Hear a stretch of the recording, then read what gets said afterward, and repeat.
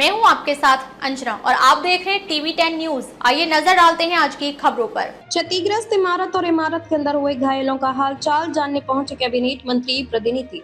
मंगलवार को उत्तर प्रदेश सरकार के कैबिनेट मंत्री के प्रतिनिधि नरदेव चौधरी नगर पालिका अध्यक्ष धर्मवीर अग्रवाल के साथ सोमवार की देर शाम निकासा क्षेत्र में क्षतिग्रस्त इमारत का निरीक्षण करने पहुंचे। इस दौरान मंत्री प्रतिनिधि नरदेव चौधरी ने निकासा क्षेत्र के स्थानीय लोगों से घटना की जानकारी कर घटना को दुखद बताया। स्थानीय लोगों ने बताया कि मकान के अंदर दूसरी मंजिल के चौक का पूरा हिस्सा नीचे आ गया था। इस दौरान मलबे में दबने से 2 बच्चों की मौत हो गई और कई महिला पुरुष घायल हो गए।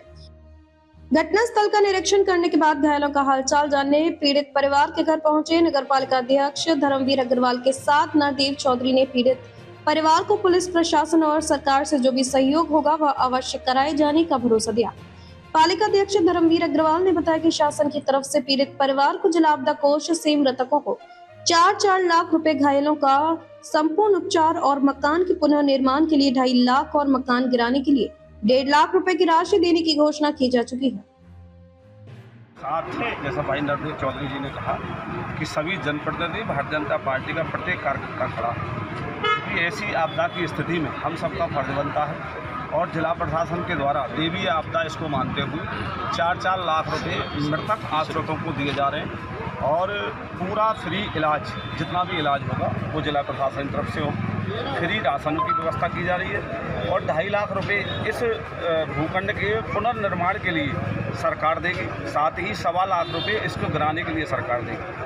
मैं माननीय मंत्री जी का, प्रदेश सरकार का, भाई नरदेव चौधरी जी के साथ साथ अपने समस्त भारतीय जनता पार्टी के जनप्रतिनिधिगण, नेतागणों का बहुत बहुत हार्दिक आभार व्यक्त करता हूं कि उन्होंने इस पीड़ा की घड़ी में कोई जाति धर्म ना देखते हुए केवल एक ही धर्म देखा कि पीड़ित के साथ योगी सरकार खड़ी है। उसी का नतीजा है कि कल रात को ही पीड़ितों की सहायता के लिए 4-4 लाख रुपए की घोषणा जो मैंने बताया और 3 सहायताओं की घोषणा रात को ही कर दी गई थी।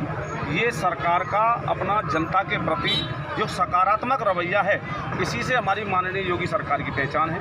मैं पीड़ितों के स्वास्थ्य की कामना करता हूं और सरकार से जो जो सुविधाएं दी जा रही हैं इसके लिए माननीय योगी सरकार के लिए, माननीय मंत्री जी के लिए, समस्त जनप्रतिनिधियों के लिए बहुत बहुत हार्दिक आभार व्यक्त करता हूँ। कितने मकान और ऐसे हैं नगर में जो मतलब छिन्न किए जा रहे हैं? जो ये घटना अगर बाहर से देखेंगे तो ऐसा नहीं लग रहा था कि ये घटना इसके अंदर होगी। इसमें एक गाटर, जो बहुत बड़ी गाटर थी जिस पर की छत टिकी हुई थी, वो गाटर गल जाने के कारण ये घटना हुई है। फिर भी नगर पालिका परिषद का ये कर्तव्य है कि वो अपने नगरवासियों को सुरक्षित स्थान दे, उनको सचेत करे। इसके लिए हमारी राजस्व टीम घर घर जाकर ऐसे मकानों को चिन्हित करेगी जो मकान गिरासू की अवस्था में है या जिनको लग रहा है कि ये गिर सकते हैं। हालांकि इससे पहले भी हमने कुछ मकानों को, कुछ दुकानों को चिन्हित किया था, उनमें से कुछ को गिराया भी गया है, स्वयं भूस्वामियों के द्वारा किया गया और नगर पालिका ने उन पर दबाव भी बनाया कि आप इसको गिरा लीजिए।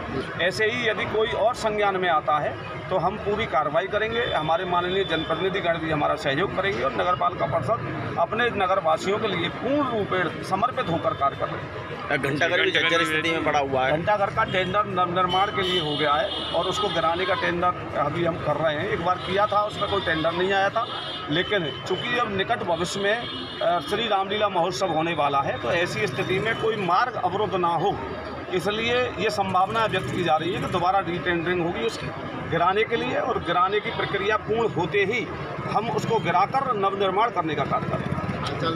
जिससे पता चलते ही सभी लोग मदद के लिए इकट्ठे हुए। चेयरमैन साहब ने फ़ोन पर मुझे बताया सबसे पहले एक सदन चल रहा है, मंत्री जी लखनऊ में है। ये बहुत ही दुर्भाग्यपूर्ण घटना है और प्रशासन भी तुरंत खबर लगते ही मौके पर पहुंच गया था। पूरा सभी अधिकारी प्रशासन के दौड़े दौड़े आए। पीड़ितों को हर संभव मदद उपलब्ध कराई जा रही है। जो जनहानि हुई है उसकी भरपाई तो नहीं की जा सकती, लेकिन जनहानि वाले पीड़ित परिवारों को आर्थिक रूप से, सामाजिक रूप से सारी संभव मदद उपलब्ध कराई जा रही है सरकार की तरफ से। चेयरमैन साहब, नगर पालिका के द्वारा और स्थानीय प्रशासन और हम सब मिलकर ये हर संभव कोशिश कर रहे हैं। जितने भी लोग घायल हैं उनका मुफ्त इलाज सरकार की तरफ से सरकारी अस्पतालों में चल रहा है, उनकी पूरी देखरेख की जा रही है और आगे भी ऐसी घटना की पुनरावृत्ति न हो, इसके लिए नगर पालिका ने अभी से पुख्ता इंतजाम शुरू कर दिए हैं। ऐसी बिल्डिंगों को जगह जगह शहर में चिन्हित करने का काम नगर पालिका और स्थानीय प्रशासन मिलकर करेगा और हमारा हर संभव प्रयास यही है कि किसी भी तरह हमारे सभी नगरवासी क्षेत्रवासी सुरक्षित रहें। आपदा के समय में हमेशा ही लोग एक दूसरे की मदद करते हैं और ख़ास तौर पे हमारा कोसी कला क्षेत्र और आसपास के इलाके का क्षेत्र पहले से ही आपस में एक दूसरे की समन्वयता के साथ जीवन जीते आए हैं। आज भी पीड़ित परिवार के साथ पूरा क्षेत्र खड़ा है, सारे स्थानीय प्रतिनिधि खड़े हैं। हम और चेयरमैन साहब और हमारी पूरी पार्टी और सरकार मिलकर पीड़ित परिवार को हर संभव मदद उपलब्ध करा रहे हैं और आगे ऐसी घटना की पुनरावृत्ति न हो इसकी कोशिश करें। अब तक के लिए बस इतना ही, फिर मिलते हैं अन्य खबरों के साथ। मुझे दीजिए इजाजत। अपने आसपास की खबरों को देखने और हमारे साथ जुड़ने के लिए हमारी खबरों को लाइक करें, कमेंट करें, चैनल को सब्सक्राइब करें, हमारे फेसबुक पेज को फॉलो अवश्य करें। धन्यवाद।